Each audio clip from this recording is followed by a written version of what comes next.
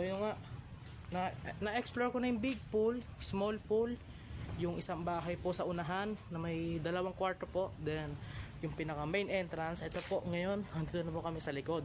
Saan po, nag-video po ako noon na may, yung ano po, to, slide, pang pool.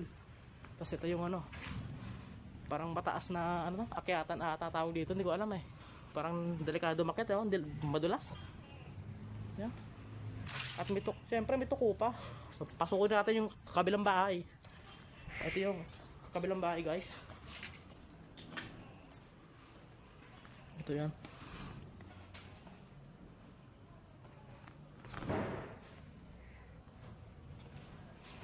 May magumagalabog, guys.